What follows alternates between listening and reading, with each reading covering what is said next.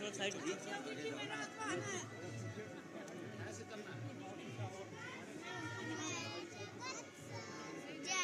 अभी थोड़ा साइड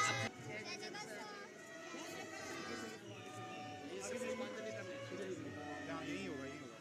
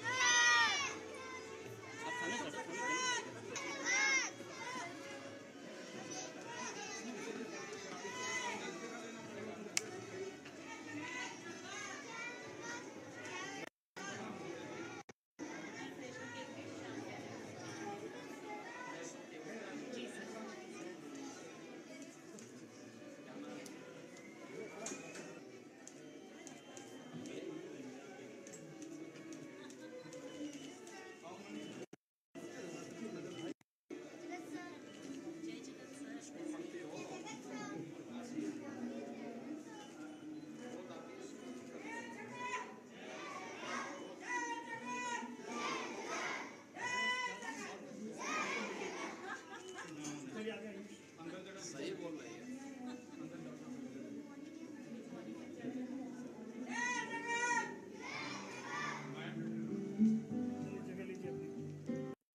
जोरदार तालियों से स्वागत करिए माननीय मुख्यमंत्री श्री योगी आदित्यनाथ जी का। We are deeply honored by the gracious presence of our chief guest, Honorable Yogi Adityanath ji, the Honorable Chief Minister of Uttar Pradesh. इस अंतर्राष्ट्रीय सम्मेलन की गरिमा को बढ़ाता है और न्याय, शक्ति तथा विश्व कल्याण के हमारे संकल्प को नई शक्ति प्रदान करता है। On behalf of City Montessori School and our distinguished international delegates, we extend our most respectful and heartfelt welcome to you, Honorable Chief Minister, sir. May I request ladies and gentlemen, dignitaries, children to kindly be seated. Patriotism, said Rabindranath Tagore, is not merely sentiment. It is the expression of one's noblest responsibility. I now invite the students of Gomti Nagar Extension Campus to present the soulful rendition of Vande Mataram. It's the national song of India. May I kindly request everyone to please rise again for the national song. I request the students to kindly ensure that there is no noise. Over to you, the students of Gomti Nagar Extension Campus.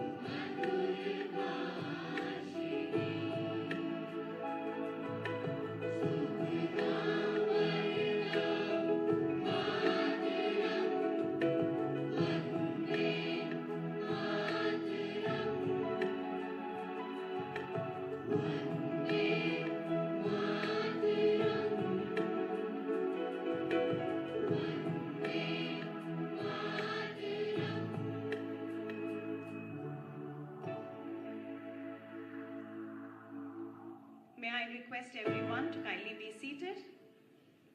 Thank Thank you, children, for such a graceful and inspiring presentation. Your voices reflected unity, discipline, and deep national pride. May I request the team backstage to kindly open the curtains? I now invite Vera Kazmi, student alumna, CMS, Rajajipuram Campus 1, to introduce the first item of the day.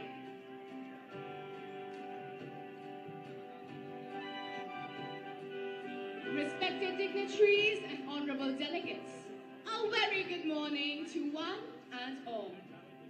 City Montessori School, Rajajipuram Campus 1 feels deeply honored to present the Model United Nations at the 26th International Conference of Chief Justices, a platform where youthful voices rise with clarity, courage, and conviction, echoing the global call for justice and peace.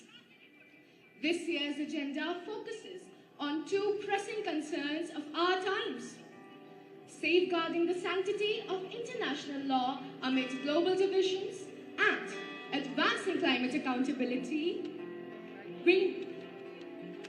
countering greenwashing.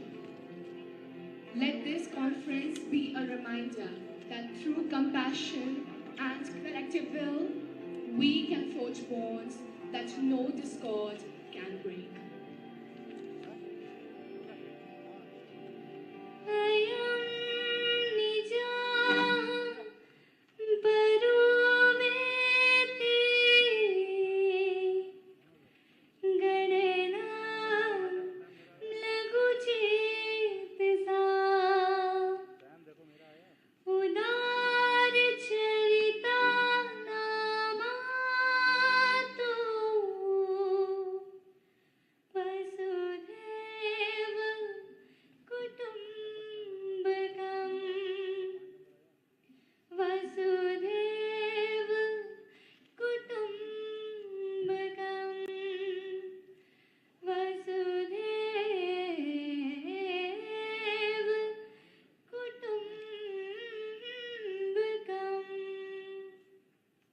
Honorable Justices, distinguished delegates, and esteemed members of this Council, I, the Secretary General of this Assembly, speak today to address significant concerns that are shaping grave challenges of our times.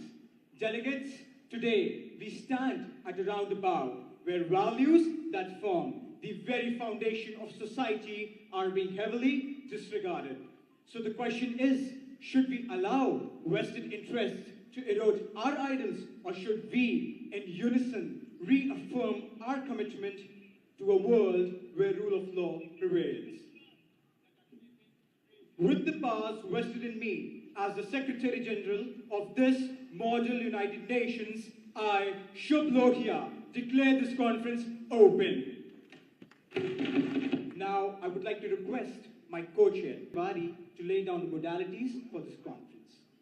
Ladies and gentlemen, esteemed delegates, now as the forum is already established and the roll call has been taken, let us begin with the proceedings of the day. With the discretion of the chair, the GSL is established. Delegates who wish to speak in this GSL may raise their placards. Delegate of Tuvalu, followed by Delegate of Sweden, Delegate of Trinidad and Tobago, Delegate of Japan, and the Delegate of India. Delegate of Tuvalu, you may have the floor. A mother holds her child close as seawater seeps through the floor of their home. Outside, the ocean rises inch by inch, stealing the earth beneath her feet.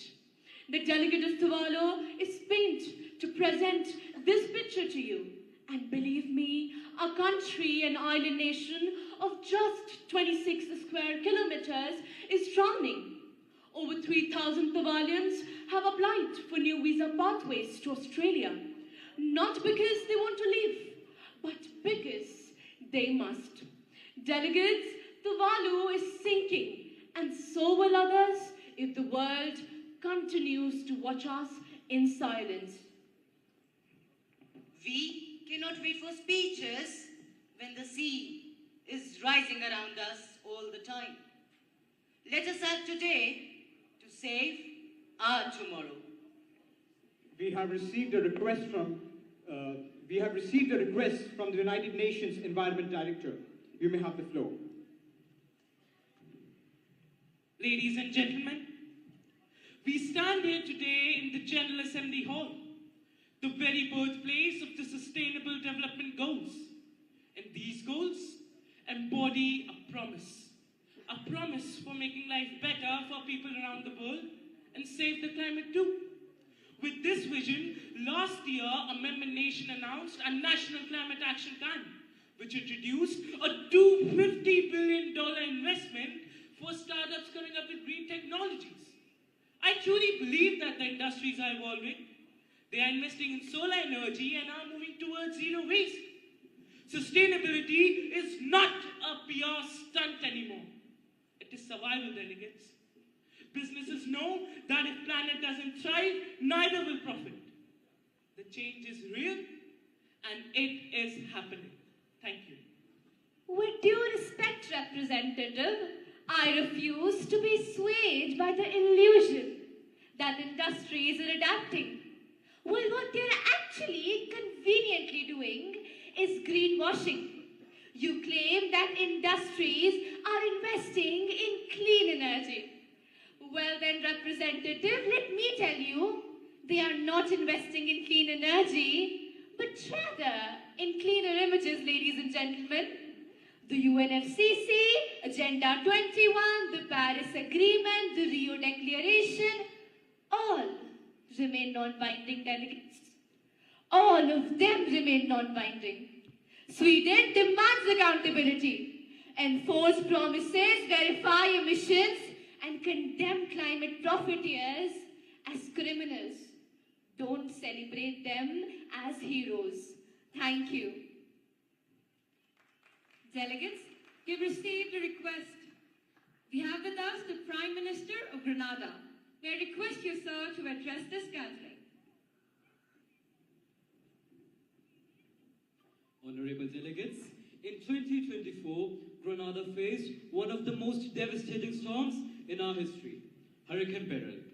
But hurricanes, floods, droughts, and rising seas are only a part of the challenges we face.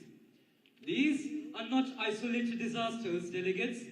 These are a symptom of a global climate crisis, one that demands accountability and not apathy. Grenada therefore stands resolute in firm support of Sweden, urging this assembly to move beyond the passive acknowledgement and toward real progressive action. Grenada has rebuilt, but rebuilding should not be our recurring destiny. And to the world I say, we are not asking for mercy. In fact, we are not asking for sympathy.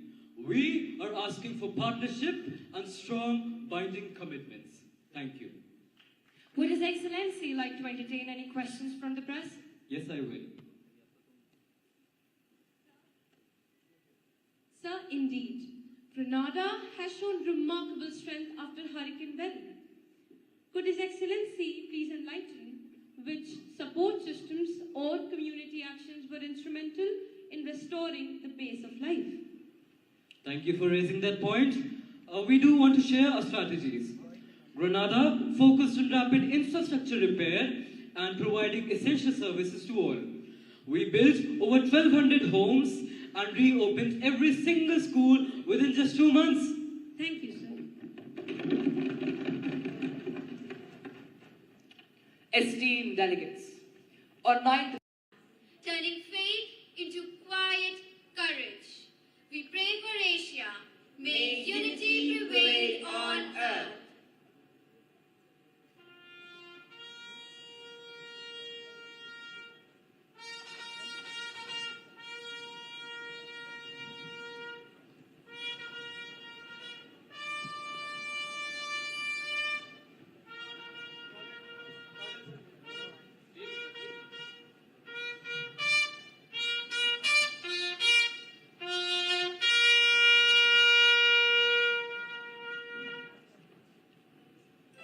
Towards progress and stability. मैं माननीय मुख्यमंत्री जी से निवेदन करती हूं कि वो मंच पर पधारें और अपने शुभ वचनों से हमारा मार्गदर्शन करें। I humbly request the Honorable Chief Minister of Uttar Pradesh to kindly address the August gathering. May we have a huge round of applause for sir.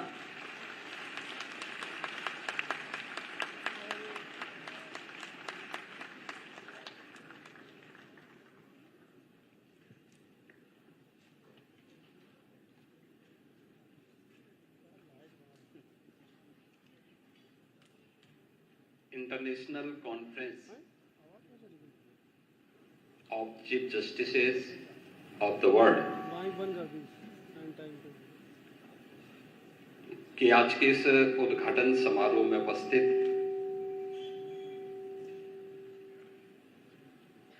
Farmer president Croatia honourable Stjepan Mesic, former Prime Minister Lesotho, Honorable Dr. Pakilitha P. Messelini,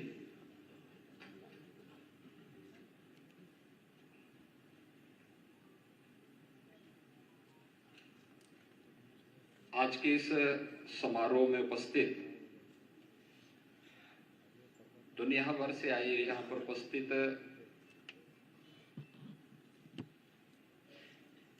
मुख्य न्यायाधीशगण, उप मुख्य न्यायाधीशगण और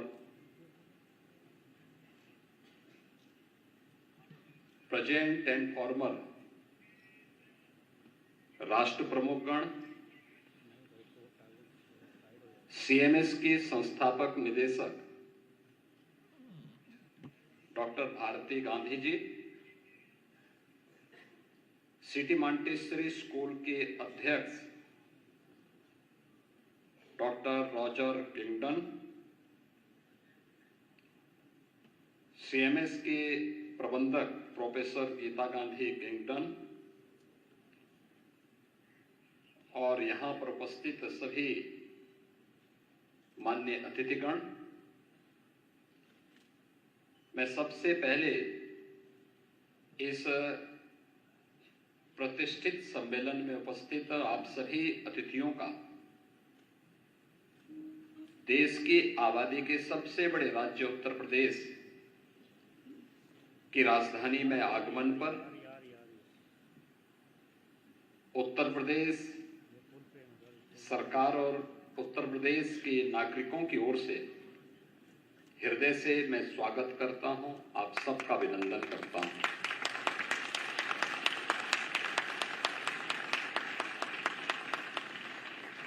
वसुधैव कुटुंबकम यानी whole world is one family has been basic philosophy of India for thousands of years. यानी भारत हजारों वर्षों से पूरी दुनिया को एक परिवार के रूप में मानता रहा है।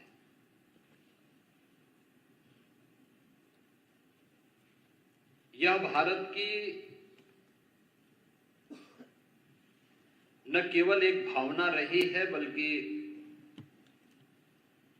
दुनिया का कोई मत, मजहब या संप्रदाय नहीं जिसे उसके संकट के समय में भारत ने शरण न दी हो, भारत ने उसे आगे बढ़ने और उसके संरक्षण में अपना योगदान न दिया हो। आज के इस अवसर पर जब हम दुनिया भर से जुड़े हुए न्यायविदों के सम्मेलन के उद्घाटन सत्र में यहां पर उपस्थित हुए हैं, इस अवसर पर सीएमएस लखनऊ के संस्थापक डॉक्टर जगदीश गांधी जी की स्मृतियों को नमन करता हूं, उन्हें विनम्र श्रद्धांजलि अर्पित करता हूं, जिन्होंने global unity, peace and justice के लिए international conference of chief justices का पिछले एक लंबे समय से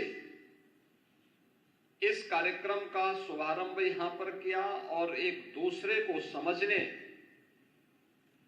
और उसके माध्यम से एक नया संदेश देने का प्रयास किया था। हमें इस बारे में यह बात कभी विस्मृत नहीं करनी चाहिए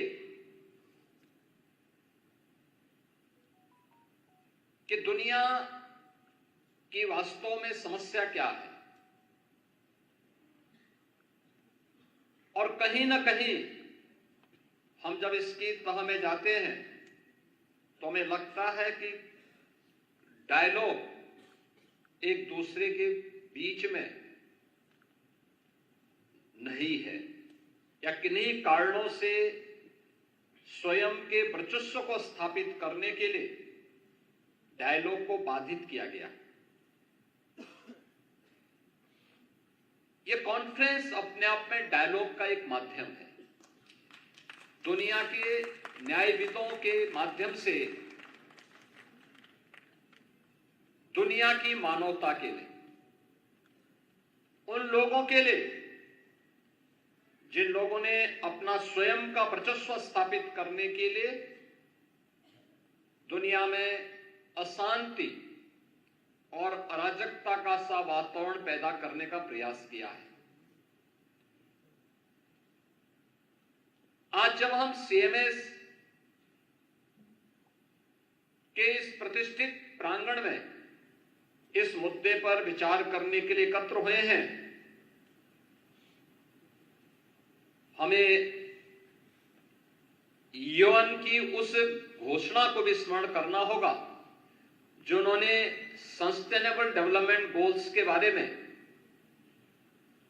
दुनिया के राष्ट्रों से आह्वान किया था। सस्टेनेबल डेवलपमेंट गोल्स शिक्षा को लेके, स्वास्थ्य, दुनिया के अंदर कृषि और जल संसाधन के मुद्दे को लेकर, एम्प्लॉयमेंट एंड स्किल डेवलपमेंट के साथ साथ पर्यावरण और वन संपदा की रक्षा करने के जिन 16 गोल्स को लेकर के UN ने दुनिया के देशों के सामने एक लक्ष्य रखा था, याद करना उसमें शिक्षा सबसे महत्वपूर्ण है। दुनिया के अंदर जब हम शिक्षा की बात करते हैं तो 2.5 अरब बच्चों के लिए, यानी 250 करोड़ से अधिक बच्चों के लिए क्वालिटी एजुकेशन के साथ साथ वे अपने बस्ते के बोझ से स्वयं ही डिप्रेस न हो, इसके बारे में भी हमें विचार करना चाहिए। क्योंकि महत्वपूर्ण भाव ये कि शिक्षा किसी भी व्यवस्था का, व्यक्ति हो, समाज हो या राष्ट्र हो, डायलॉग की स्थापना man to man, society to society, country to country, यह स्थापित तभी हो सकती है जब हम उसके बेसिक भाव पर विचार करें। ये बेसिक भाव एजुकेशन के माध्यम से हम प्रत्येक बच्चे के मन में, प्रत्येक छात्र छात्रा के मन में पैदा कर सकते हैं। लेकिन आज भी यह एक चुनौती बनी हुई है। दुनिया में जहां अशांति है, जहां पे अराजकता है, जहां वर्चस्व को लेकर के एक दूसरे संप्रभुता को हड़पने की होड़ हो, वहां पर एजुकेशन, वहां पर हेल्थ, वहां पे सस्टेनेबल डेवलपमेंट की बात अपने आप में एक बेमानी सी दिखती है। और उन स्थितियों में हम सबको इस बारे में विचार करना चाहिए कि कैसे इन समस्याओं के समाधान के लिए हर एक स्तर पर प्रयास किए जाने की आवश्यकता है। हम भी उसमें सहभागी बन सकते हैं। अगर एक संस्था अपने स्तर पर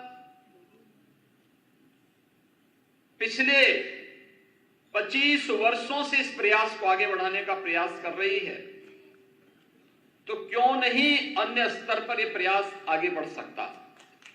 और मुझे लगता है कि यह एक चुनौती दुनिया के सामने जहां बन चुकी है, हम इस बात को देखते हैं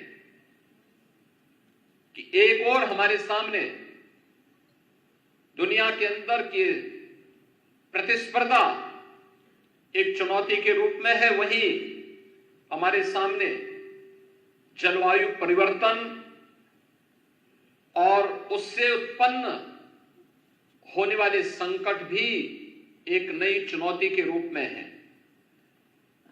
याद करना, हमारे सामने इमर्जिंग टेक्नोलॉजी जीवन को सहज और सरल करने में जहां उपयोगी भूमिका का निर्वहन कर रहे हैं, वहीं इसके द्वारा उत्पन्न वे अभूतपूर्व कानूनी चुनौतियां भी हम सबके सामने खड़ी हुई हैं, जिनके माध्यम से साइबर क्राइम, डेटा चोरी के और अन्य तमाम प्रकार की एक नई समस्या दुनिया के सामने खड़ी हुई है।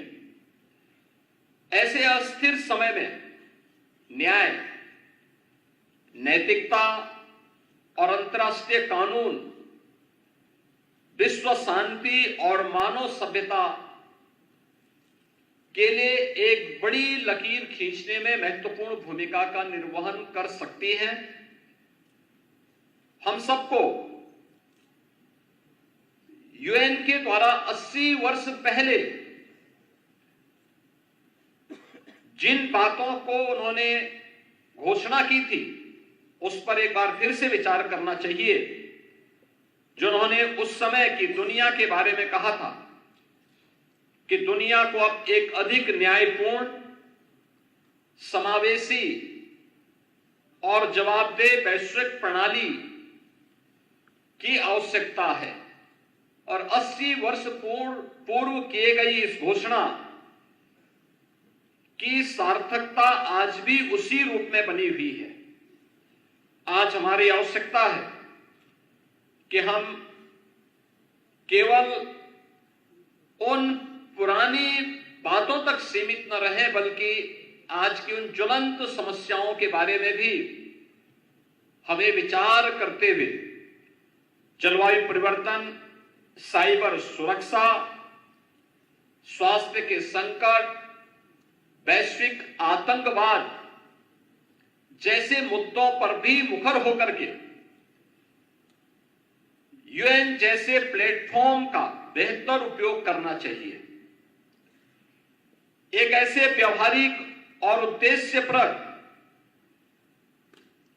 गठबंधन को जो और भी प्रभावी हो सके, इसे आगे बढ़ाने की आवश्यकता है। इसके बारे में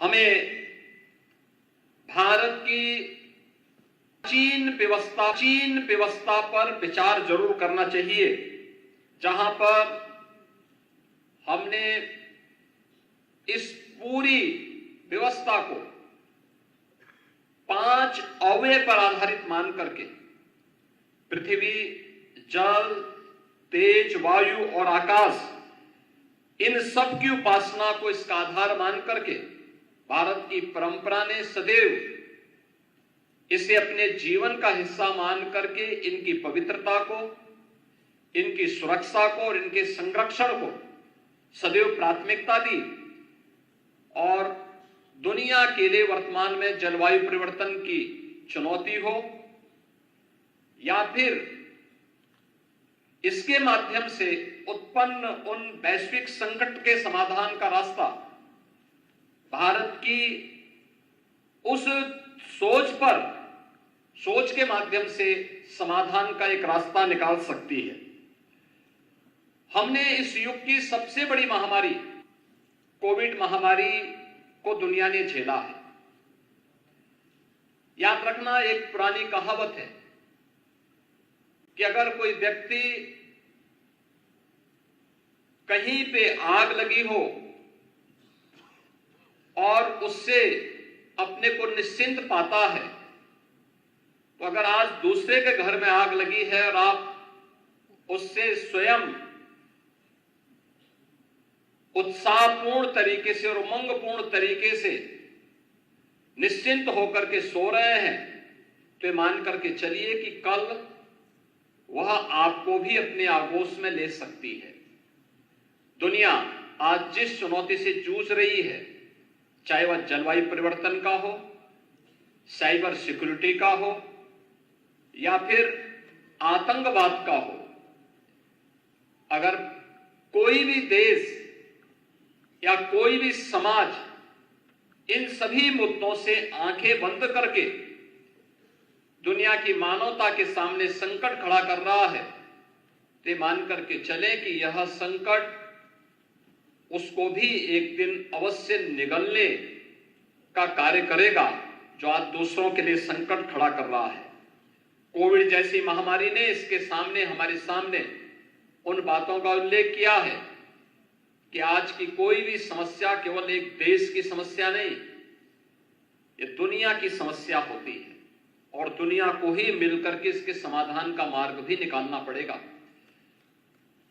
दुनिया को इसका समाधान का मार्ग निकले, दुनिया भर के न्यायविद जब इस इंटरनेशनल कॉन्फ्रेंस के माध्यम से यहां पर एकत्र हुए हैं, तो न्याय मानवता की समस्या का समाधान का रास्ता कैसे निकाल सकता है, यह इस कॉन्फ्रेंस के माध्यम से एक संदेश दुनिया भर में देने की आवश्यकता है। न्याय न केवल समता का बल्कि प्रत्येक नागरिक की सुरक्षा का, उनके स्वावलंबन का और उनके उन्नत भविष्य का आधार बनना चाहिए। इस विश्वास के साथ मैं इस इंटरनेशनल कॉन्फ्रेंस की सफलता के लिए आप सभी के प्रति अपनी शुभकामनाएं देता हूं। दुनिया भर से आए हुए जितने भी हमारे पूर्व राष्ट्राध्यक्षगण हैं, न्यायविद हैं और अन्य हमारे सम्मानित अतिथिगण हैं, मैं उन सब का एक बार फिर से इस कॉन्फ्रेंस में हृदय से स्वागत करता हूं, अभिनंदन करता हूं और विश्वास करता हूं कि यह सम्मेलन जो भी यहां पे आप लोग प्रस्ताव पारित करें, उसे यूएन तक पहुंचाने और यूएन के माध्यम से दुनिया भर में हम ऐसी कौन सी पद्धति अपनाएं जो शांति का, करुणा का, मैत्री का और यानी अगर कहें तो भारतीय संस्कृति के अनुरूप वसुधैव कुटुंबकम के इस भाव को फिर से पूरी दुनिया में मूर्त रूप से प्रस्तुत करने में सफल हो। इस विश्वास के साथ इस पूरी कॉन्फ्रेंस के प्रति मैं अपनी मंगल में शुभकामनाएं देता हूं। धन्यवाद। जय Hind.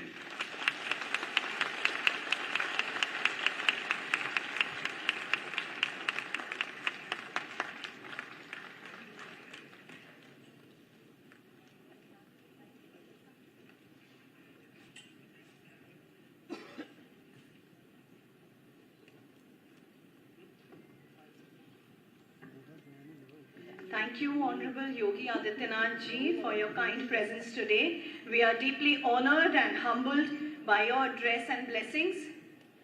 Dear audience, let's give them a huge round of applause. We are now presenting a token of appreciation to the Honorable Chief Minister of Uttar Pradesh,